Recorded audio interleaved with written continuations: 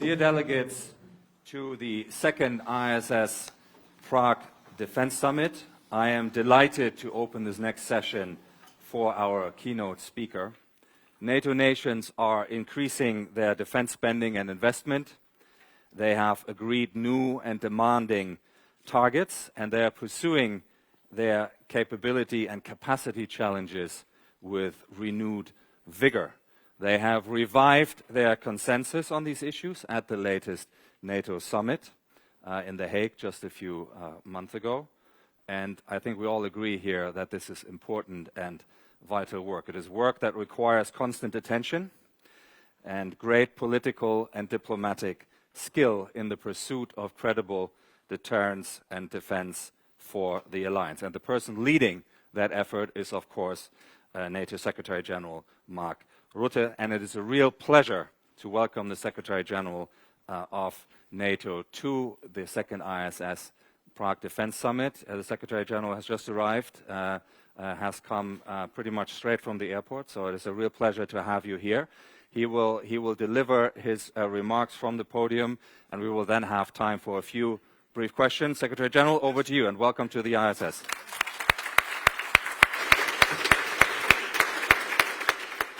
Well, thank you, Dr Giegerich, dear Bastian. And let me say thank you all for being here. And I see many faces I know, so I cannot hug you personally at the moment, but I would have loved to do that. And it's also good to be back in beautiful Prague. And it's a pleasure to have the opportunity to have this debate with you this morning. IISS has a reputation when it comes to assessing military capabilities. You know that. The military balance, if you will. So it comes as no surprise that we are here today, and I'm here today, to talk about European military capabilities and what we need to keep our continent safe. Now, but also in the future. And this is such a crucial topic. And you will not be surprised to hear me say that we need more than we currently have. A lot more, I can tell you.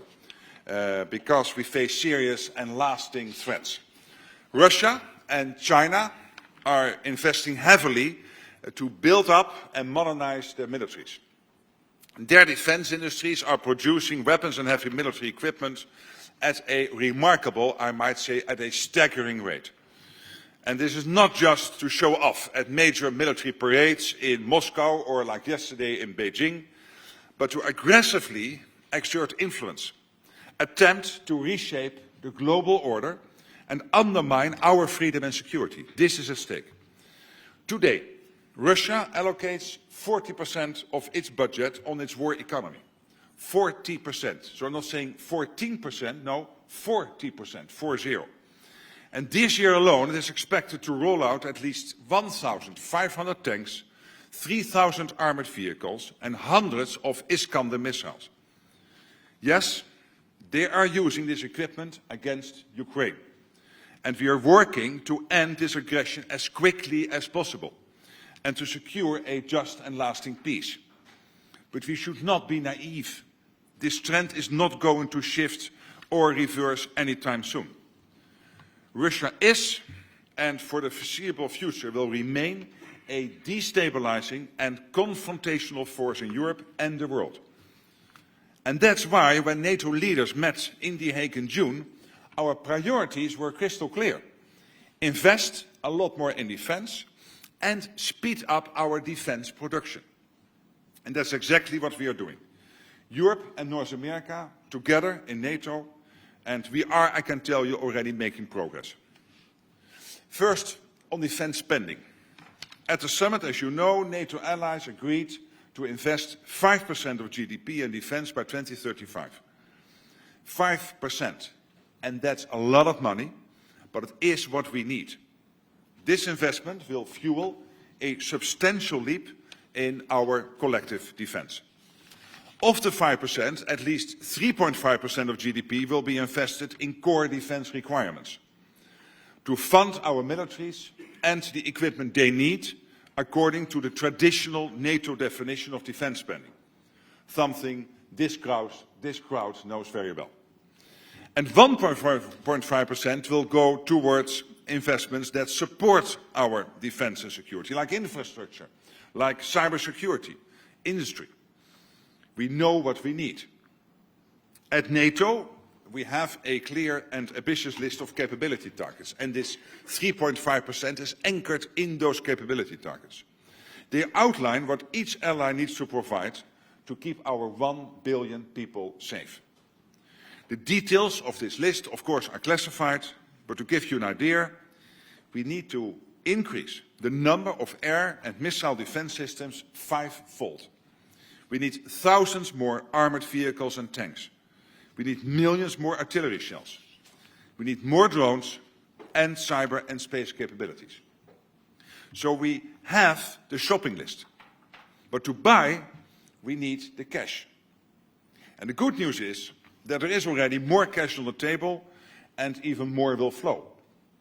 European allies are really stepping up, including Czechia, which has plans to increase its core defense spending to 3% by 2030. So we need allied governments and politicians across the spectrum to make the tough choices and explain why it is necessary to invest if we are to ensure the safety, the security and prosperity of our people. But of course, cash alone can't provide security. We need the capabilities, real firepower, heavy metal, as well as new tech. And that's what our defense industry across the alliance needs to deliver, faster than ever, in Europe and also in the United States. Simply all over the alliance, we are not producing enough. And this brings me to my second point, defense production. Until recently, Russia was producing more ammunition than all NATO allies, including the US, including Turkey, the whole of NATO together. Much faster than we possibly could. And their economy is not bigger than Texas. So can you imagine that Texas, the state of Texas, producing more ammunition than the whole of NATO, including the US, Turkey, the whole of the EU, etc. But having recognized the problem, I can tell you that on this issue we are already turning the tide on defense production, and particularly when it comes to ammunition. If you look only at the countries of the European Union, their annual capacity to produce artillery ammunition will be 6 times that of just 2 years ago. 6 times. That's 2 million rounds by the end of this year. And again, that's only Europe. Czechia and its impressive defense industry contribute significantly, I can tell you, to this growth. And as a result, we are gradually refilling our stocks and narrowing the production gap with Russia. And this is my core message this morning. It's essential. It's essential for our own security and to keep supporting Ukraine like Czechia does through its unique ammunition initiative. And again, I want to thank Czechia for doing this. So we see very good trends, but there is still a lot more to do, including to accelerate production of more complex capabilities like tanks, like missiles and air defense systems. But also the kind of kit we see becoming an essential aspect of modern warfare, including drones. We need to build on our experience in ramping up the production of artillery shells, and we can certainly, by the way, learn here from Ukraine and Ukraine's rapid industrial mobilization. And, can I add, innovation.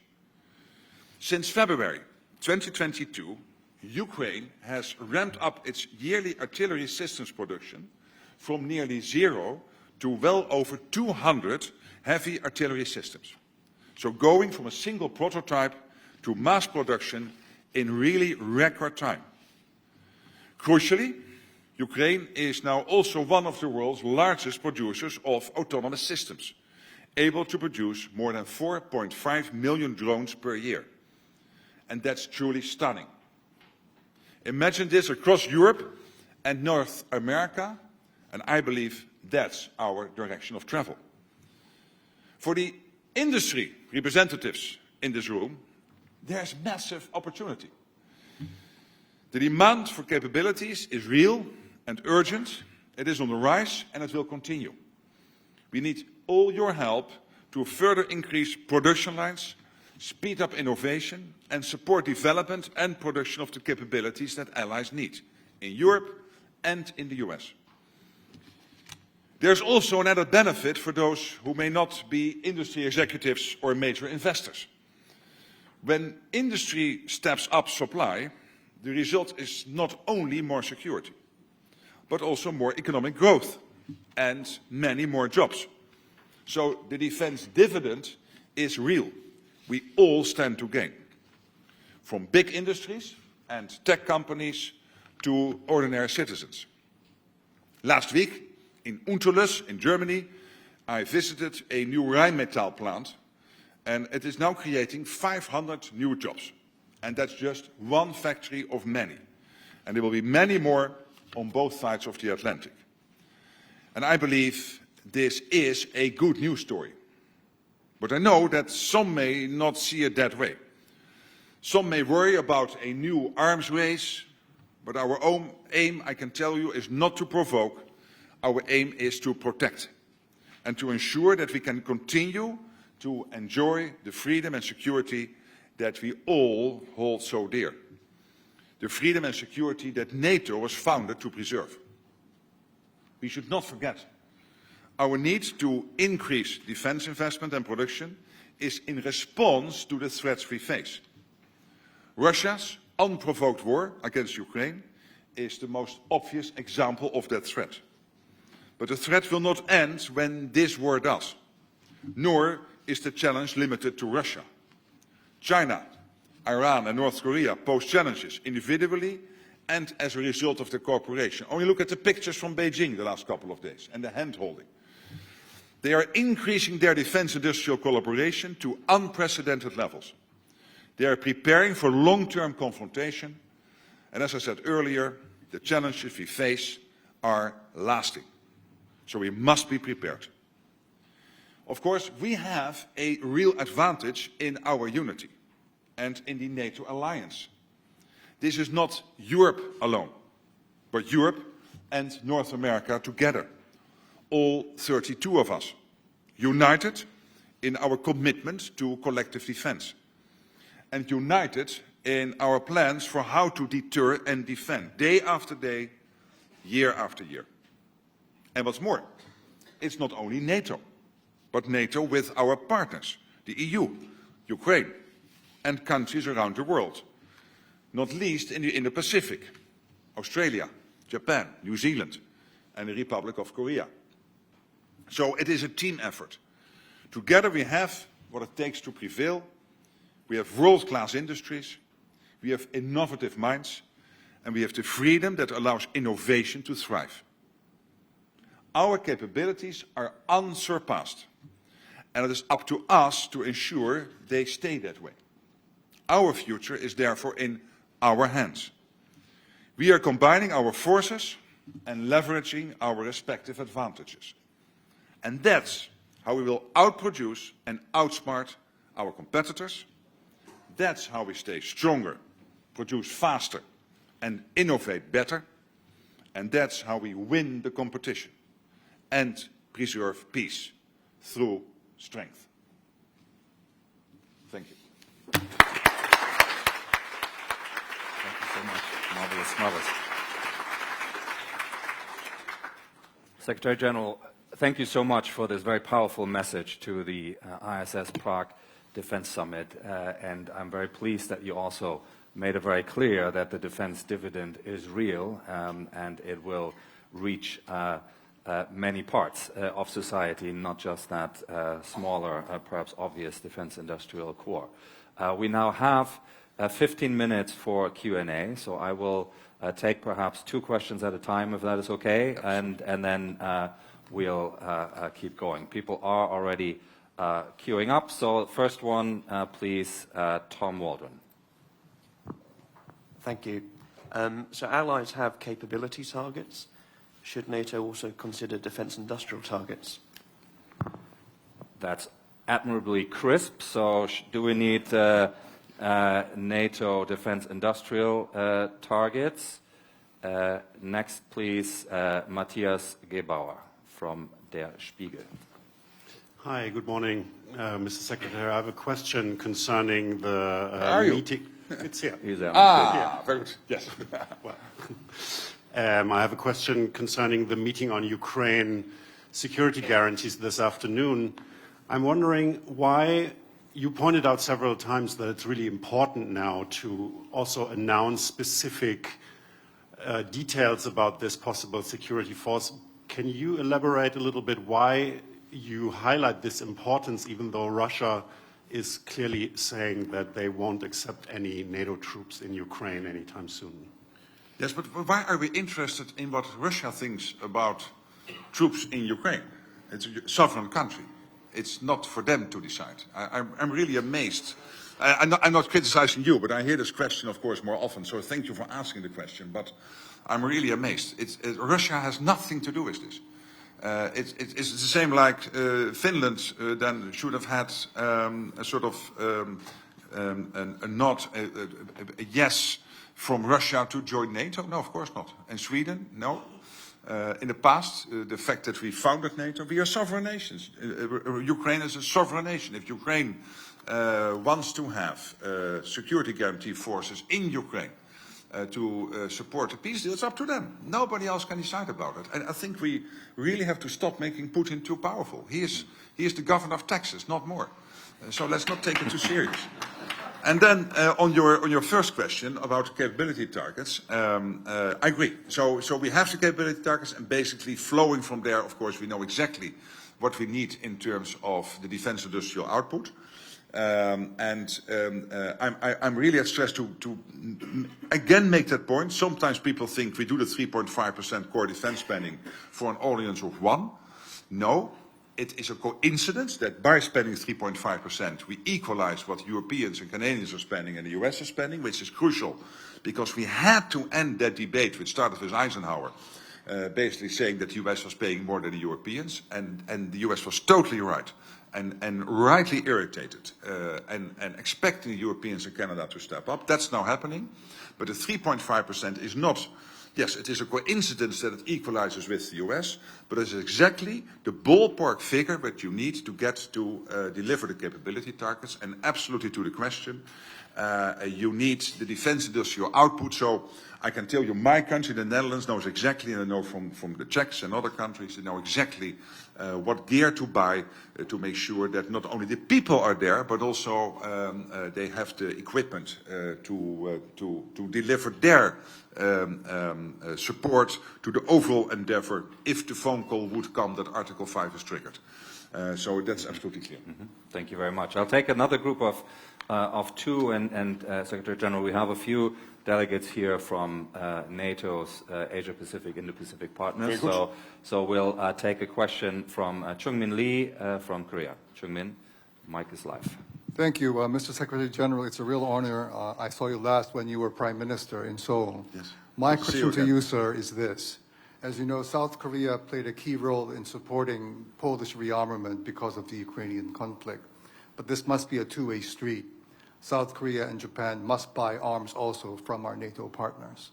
So from your position, what can the IP4 countries do to make sure that we are able to fill the gap with our European partners, but to also entice European companies to make sure that the gap that we face vis-à-vis the PRC and North Korea is also being filled with the help of our European industrial friends? Thank you very much. Let me take one more, and I'll try and pick one that might hopefully align with this. From Australia, Latika Burke, your mic is live. Thank you. Thanks, Bastian. Secretary General, you said in your speech, over here, Secretary General. Hi, good morning. Hi, thank you, good morning. You said in your speech that the threat from Russia will not end when the war ends. Then you said that China is preparing for long-term confrontation, looking at the pictures this week, and that we must be prepared. It's a team effort. But what does that team effort look like? Is it going beyond defence industrial collaboration, or are we talking about a combat role here? I don't think we will extend Article 5 to the Indo-Pacific. I don't think that will happen. But what you see increasingly happening is that the cooperation between NATO and the 4 countries in the Pacific, Japan, New Zealand, Australia, and the Republic of Korea, is getting stronger and stronger. And why? Because these theaters are connected. When I'm discussing this with the senior policymakers in the US, there is increasingly a realization that if China would one day decide to attack Taiwan, it will not be limited to that attack. Why would not first Xi Jinping call his junior partner in all of this, one Vladimir Putin, to also keep us busy here in Europe, in the Northern Atlantic area. And the US is absolutely convinced that for their long-term security, a secure Europe, a secure Arctic, but also a secure Atlantic is crucial. So this is all getting interconnected, and that is why we need that cooperation so closely. And that's why the American president, when I visited him in March, said, Mark, you have to make sure that the Indo-Pacific Four are present at the NATO summit in The Hague.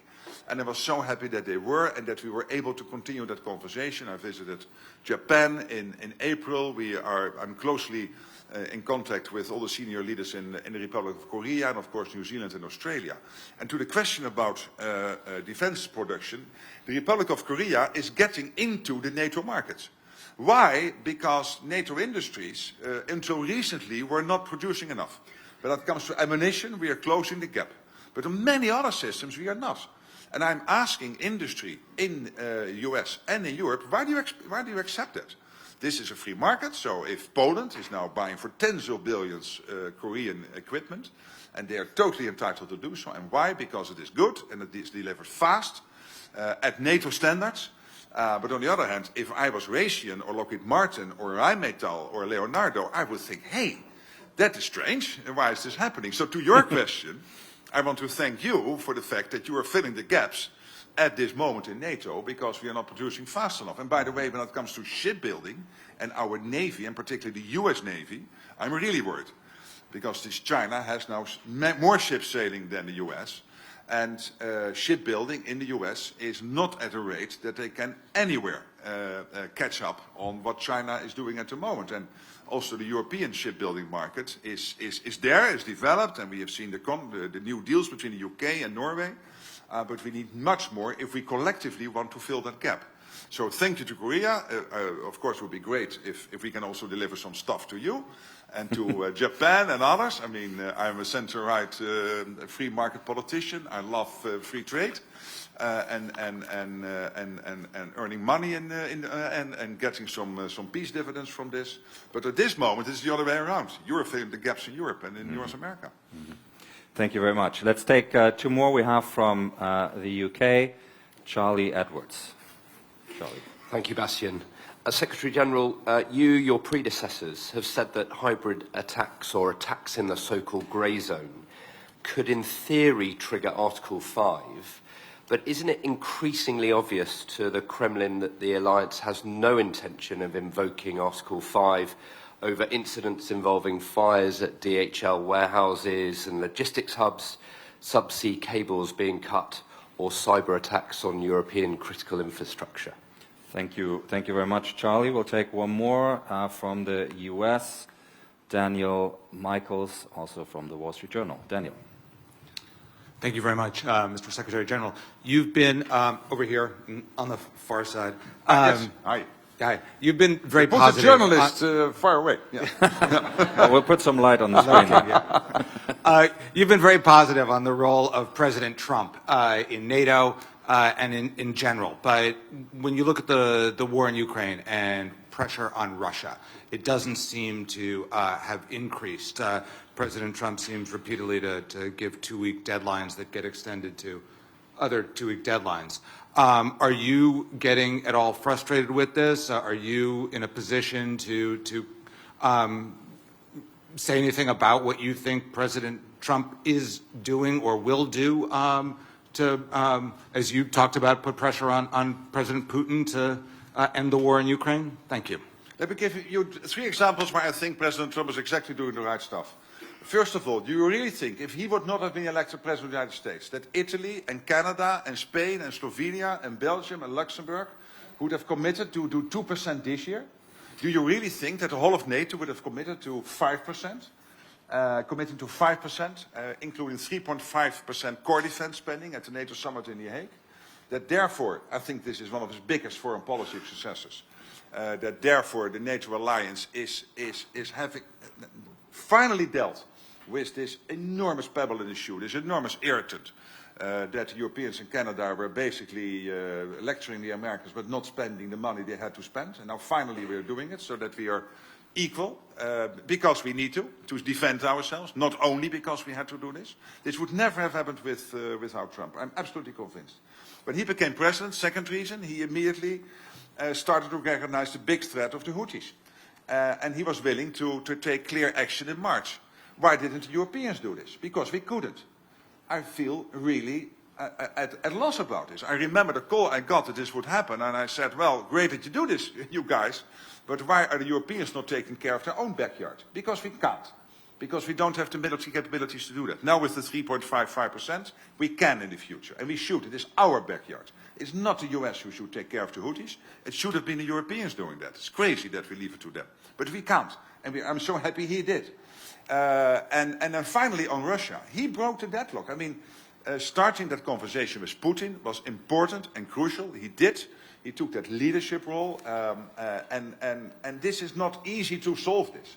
But he is absolutely committed to doing that, and we are now working on these security guarantees necessary to make sure that also Zelensky knows that if he starts into conversations with the Russians, hopefully soon, that he has the backup and that he knows that the security guarantees will in place so that Russia, after a peace deal, will never ever again to try to invade Ukraine. So no repeat of Budapest and no repeat of the Minsk agreement. So real security guarantees. Again, President Trump doing this. So yes, I'm positive about what he is doing and his administration is doing, but I think it's crucial. I mean, reinventing NATO, getting the talks going with Putin, dealing with stuff the Europeans should have dealt with here in this neighborhood. I mean, I think 3 examples of clear leadership.